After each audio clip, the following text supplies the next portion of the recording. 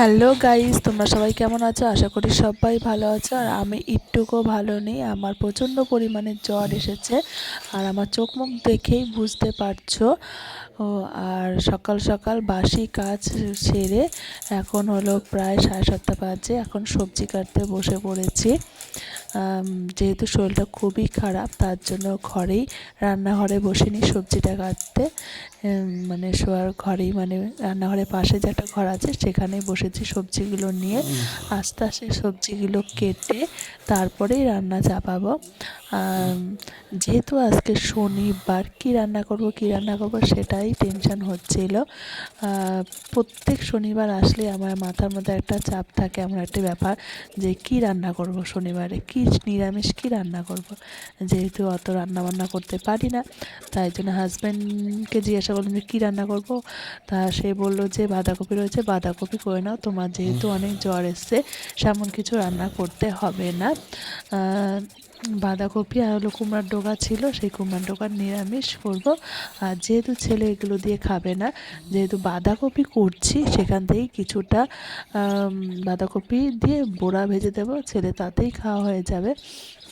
খেতে চায় না সেই রকম কিছুই। আর আমার এতটাই পরিমাণে শীত করছিল, তাই জন্য চাদরটা গায়ে দিয়ে চলে আসলাম।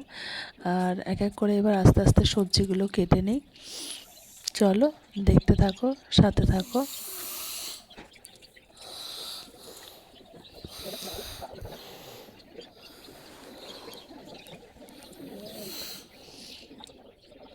মানে এতটাই শরীরটা খারাপ লাগছিল যে সবজি কাটছি একভাবে আমি বুঝতেই পারছিলাম না, যে এদিক ওদিক হয়ে যাচ্ছে, দেখেই বুঝতে পারছো।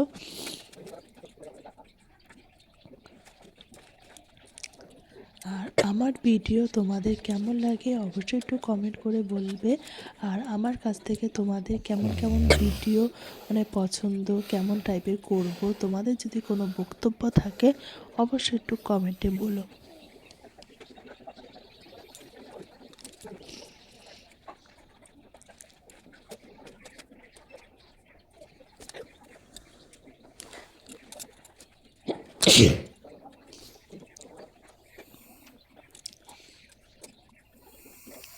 শরীর খারাপ থাকলে কিছুই মন চায় না করার জন্য।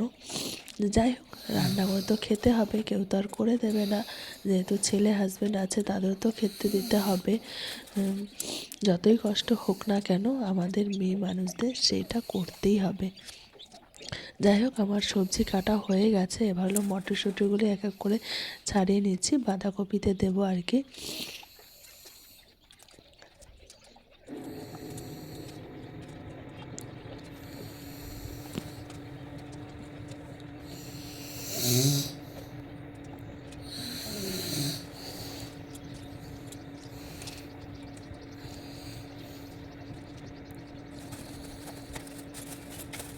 আমার এখন সব কিছু কোটা হয়ে গেছে প্রায়। এখন একটু চা করবো দেখে, তার জন্য একটু আদাও ছুলে নিলাম। এবার সব সবজি কাটা হয়ে গেছে, সবজিগুলো চোখলা সব প্লাস্টিকে ভরে রাখলাম। চলো আবার চা করব। দেখো, চা করে নিয়ে চলে আসলাম। দেখো, 1 কাপ পুরো চা। এতটাই শরীর খারাপ লাগছে, আদা দিয়ে করে নিয়ে এসেছি, খেতে খুবই ভালো লাগে। আর তোমরা কারা কারা ভালোবাসো রঙা চা খেতে, চলে আসো। আজকের মতো টাটা।